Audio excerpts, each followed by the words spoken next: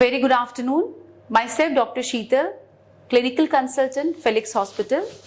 Welcome in our Felix Talk. आज हमारे साथ हैं doctor Sumit Sharma, senior consultant, neurosurgeon, Felix hospital. Welcome sir, welcome in our Felix talk. So जैसा कि हम सब आजकल जानते हैं कि बहुत बार अपनी लापरवाही की वजह से अक्सर लोग एक्सीडेंट्स की वजह से या किसी भी और कारणों की वजह से हेड इंजरी के ग्रसित हो जाते हैं, हेड इंजरी हो जाती है. लेकिन आज हम डॉक्टर साहब से जानेंगे, क्या हेड इंजरी अगर किसी को ब्लीड हो रहा है तो क्या वही कहलाती है हेड इंजरी, या जिसे ब्लीडिंग नहीं हो रही, कोई सर से खून नहीं निकल रहा, आंख से, नाक से, मुंह से कोई खून नहीं निकल रहा, तो क्या उसे हम हेड इंजरी में रखेंगे या नहीं? सर, आपसे जानना चाहेंगे कि हेड इंजरी आखिर है क्या और क्यों इतनी ज्यादा हेड इंजरीज हो रही हैं आजकल? देखो शीतल, कोई भी चोट जो आपके सर पे लगी है उसे आप हेड इंजरी कह सकते हैं. फर्क ये है कि कैसे चोट लगी है, आप कहाँ थे और उसके बाद आप कैसे हैं, ये बताता है कि आपकी हेड इंजरी कैसी है. उससे आप पे फर्क पड़ेगा या नहीं पड़ेगा. रोड साइड एक्सीडेंट्स, हाईवे पे कोलिजन, छत से गिरना, किसी स्पोर्ट में चोट लगना, इवन घर में आप स्लिप हो गए, हेड बम्प हो गया.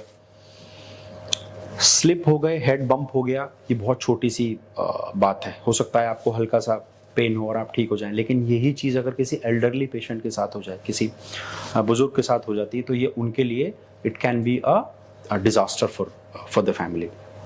तो हेड इंजरी में ये ज़रूरी नहीं है कि आपको चोट लगी और आपको ब्लड निकल गया तभी आप उसको हेड इंजरी कहेंगे. हेड इंजरी के अलग अलग सिम्टम हैं, बहुत सारी चीज़ें हेड इंजरी में आती हैं. उनके अकॉर्डिंगली हम ये डिसाइड करते हैं कि ये सर की जो चोट है इसे हम कुछ कम कहेंगे, मॉडरेट कहेंगे या सीवियर कहेंगे.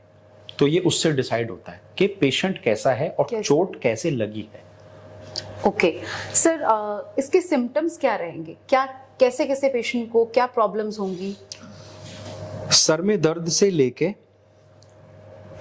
अगर पेशेंट कॉन्शियस है, सर में दर्द, चक्कर, उल्टी, सर के साथ गर्दन में दर्द बहुत कॉमनली होता है, बेहोशी आना, दौरे आना या बेहोश हो जाना, बार बार बहुत वॉमिटिंग आना, ये सब हेड इंजरी के साइन है. अगर आपके सामने, आपके आसपास कहीं किसी को चोट लगी है और उसको बार बार उल्टी हो रही है, वो सर में दर्द हो रहा है या वो पूरे होश में नहीं है, तो आप ये 100% मान के चलिए कि उसको सर में चोट लगी है. मतलब उसको ब्रेन में कहीं ना कहीं किसी न किसी तरीके से इम्पैक्ट हुआ. ओके सर, अगर डायग्नोस्टिक की बात करें तो हेड इंजरी में उस इंजरी को डायग्नोस करने के लिए क्या इन्वेस्टिगेशंस का रिक्वायरमेंट होता है? देखो, यूजुअली क्या है कि सबसे जो कॉमन तरीका है हेड इंजरी का, जिससे हेड इंजरी होती है, वो एक्सीडेंट्स हैं. तो एक्सीडेंट होके अगर पेशेंट आया है तो सबसे पहले सीटी स्कैन करते हैं ब्रेन का. ये सबसे नंबर 1 इन्वेस्टिगेशन है. जब भी एक्सीडेंट होते हैं यूजुअली केवल सर में चोट नहीं होती, इधर उधर और भी चोटें होती हैं. तो सर का सीटी स्कैन, हमारा जो ये स्पाइन है, सर्वाइकल स्पाइन, इसका सीटी स्कैन, चेस्ट का एक्सरे और एक पेट के लिए अल्ट्रासाउंड, और अगर कहीं और दर्द है तो उसके लिए एक्सरे. सीटी, अल्ट्रासाउंड और एक्सरे, ये 3 चीजें हैं जो सबसे कॉमनली की जाती हैं और इनसे हम मोर देन 99% जो डायग्नोसिस है और जो हमारा मैनेजमेंट है उस पर पहुंच जाते हैं. ओके सर, जैसे कि रोड पे कोई एक्सीडेंट हो रहा है तो एज ए लेमैन किसी भी इंसान को उस टाइम क्या करना चाहिए, किन चीजों का ध्यान रखना? अगर आप रोड पे हैं, अगर आप घर पे हैं, कहीं भी हैं और आपके सामने कोई छत से गिर जाता है या कोई एक्सीडेंट हो जाता है, सबसे पहले आप उसके पास जाएंगे और आपको ये देखना है कि उसको कोई दौरा तो नहीं आ रहा है, शरीर में कोई झंझनाहट, हरकत तो नहीं. अगर ऐसा है तो आपको सबसे पहले उसकी नेक पकड़नी है, उसकी नेक सिक्योर करनी है. क्योंकि कई बार सर की चोट के साथ यहाँ सर्वाइकल स्पाइन में चोट लग जाती है और फ्रैक्चर हो जाते हैं. वो फ्रैक्चर अगर आपने गर्दन को गलत हिला दिया तो पेशेंट के हाथ पैरों का मूवमेंट जा सकता है. तो आप 2 लोग मिलके, अगर आपके पास कोई कपड़ा है तो कपड़ा रख दीजिए, नहीं है तो अपने हाथ से उसकी गर्दन को सपोर्ट कर लीजिए और उसे किसी बोर्ड पे या किसी सीट पे, कार की सीट पे ट्रांसफर कर दीजिए. ये ध्यान रखिए कि उसके गर्दन का मूवमेंट ना हो। अगर वॉमिटिंग लगातार हो रही है, दौरा आ रहा है, तो आप गर्दन होल्ड कर लीजिए और पेशेंट को साइड में कर दीजिए, एक साइड में, जिससे जो उल्टी हो रही है या कोई भी चीज है वो बाहर आ जाए, अंदर जाके सांस की नली में ना चला जाए। ये 2 काम आपको करने हैं। और तीसरा काम आपको ये करना है, अगर कहीं से बहुत ब्लीडिंग हो रही है, आपको दिख रहा है कि खून निकल रहा है, कुछ भी लेके आपके पास जो भी अवेलेबल है, कोई भी कपड़ा है, हाथ है, कुछ भी आप रख दीजिए, उस ब्लीडिंग को रोक दीजिए। और चौथा स्टेप, तुरंत नियरेस्ट जो भी मेडिकल फैसिलिटी है वहां पेशेंट को आप शिफ्ट कर दीजिए। तो ब्लीडिंग को रोकना, नेक को सपोर्ट करना, पेशेंट को ध्यान से शिफ्ट करना, उसके एयरवे का ध्यान रखना, टर्न करा देना और मेडिकल फैसिलिटी में ट्रांसफर कर देना। These are the most important things जो एक as a bystander, as a layman आपको करनी चाहिए। अगर आप ये करते हैं तो you are as good as a medical personal. Okay. और अगर हम सर वैसे ही मतलब किसी को भी बस उठा के डाल दिया गाड़ी में, मतलब हम जो उसकी चोट है उसके साथ उसके डबल बढ़ा सकते हैं, हम बढ़ा सकते हैं। तो आपको ऐसा लगेगा कि आप हेल्प कर रहे हैं, लेकिन अगर इसी हेल्प को आप थोड़े से ध्यान से कर थोड़े से ध्यान के साथ, तो आप बहुत अच्छा काम कर रहे हैं। तो ये बहुत इंपॉर्टेंट पॉइंट है सर कि जो आपने आज हमें समझाया। सर इसके अलावा बात करेंगे ट्रीटमेंट ऑप्शन की, कि ट्रीटमेंट क्या रहता है उसके बाद। देखिए, हेड इंजरी में जब मैंने ये कहा कि आप जल्दी से जल्दी पेशेंट को मेडिकल फैसिलिटी में पहुंचा दीजिए, इस बात का मतलब ये है कि हेड इंजरी में सबसे जो क्रिटिकल फैक्टर है वो टाइम है। पेशेंट को जो भी इलाज मिलना है, अगर कोई मान लीजिए ब्रेन में क्लॉट आ गया, ऑपरेट होना है, आपके पास 3-4 घंटे की विंडो है मैक्सिमम, कई बार 2-3 घंटे की भी नहीं होती है। आपको तुरंत उसको ऑपरेट करना है। अगर सब चीज़ें ठीक हो जाती हैं और all the factors are in your favour, अगर आप टाइम से ऑपरेट कर दें तो पेशेंट पूरा का पूरा बिल्कुल सही वापस भी निकल आता है। इसके अलावा ऑप्शन जो हैं, मेडिकेशंस हैं ब्रेन का प्रेशर कम करने की, दौरा रोकने की, वो दी जाती हैं। वेंटिलेटर एक इंपॉर्टेंट पार्ट होता है हेड इंजरी में।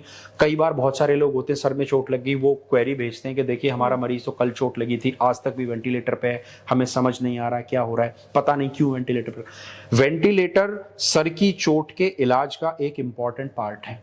ब्रेन का प्रेशर कम करने में दवाइयां, सर्जरी और वेंटिलेटर तीनों का बराबर हाथ होता है। Ventilator is very very important and ventilator has been a saviour for the specially for the head injury patients. तो टाइम यहाँ पे सबसे इंपॉर्टेंट है। आप जो भी करें, अगर आपका पेशेंट कहीं है, कई लोग कहते हैं कि हमारा पेशेंट बरेली में है, मुरादाबाद में है, हम वहाँ पे हैं, दूर हैं, हम दिल्ली लाना चाहते हैं, आप कोशिश ये करिए कि आप जिस फैसिलिटी के पास हैं, अगर वहाँ आपको न्यूरोसर्जन मिल जाता है, आप उसका इलाज वहीं कराइए।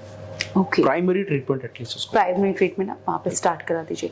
सर, और रिकवरी की बात करें तो हेड इंजरी का कितना रिकवरी का टाइम रहता है? देखो, डिपेंड करता है हेड इंजरी कैसे हुई है। सिंपल आप देखोगे, कई बार ये हुआ, आप जा रहे थे, बाइक से गिर गए, फिसल गए, आपको सर में चोट लगी, आप आए, कुछ देर हल्का फुल्का बेहोशी हो गई, और बहुत सारे लोग कहते हैं मुझे बाकी तो ठीक है, मुझे लेकिन ये याद नहीं है कि क्या हुआ था। इसे कंकशन कहते हैं।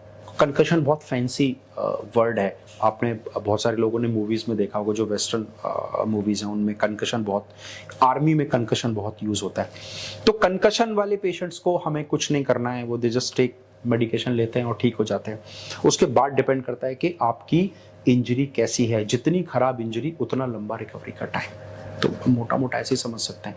इसको हम स्कोर होता है उससे डिफाइन करते हैं, जैसे ग्लासगो कोमा स्केल कहते हैं, जीसी स्कोर 3 से 15 तक स्कोर होता है। 8 उसमें एक बहुत क्रिटिकल वैल्यू है, क्योंकि 8 के नीचे हम कोमा कहते हैं। तो अगर आपके मरीज का जीसी स्कोर 8 या 8 से कम है, इसका मतलब वो कोमा में है। इसका मतलब रिकवरी अगर हुई तो इट्स अ प्रोलॉन्ग्ड रिकवरी, बहुत कई महीने, कई बार साल भी लग जाते हैं। जैसे जैसे जीसीएस इंप्रूव होता जाता है, वैसे वैसे रिकवरी के चांसेस बढ़ते जाते हैं।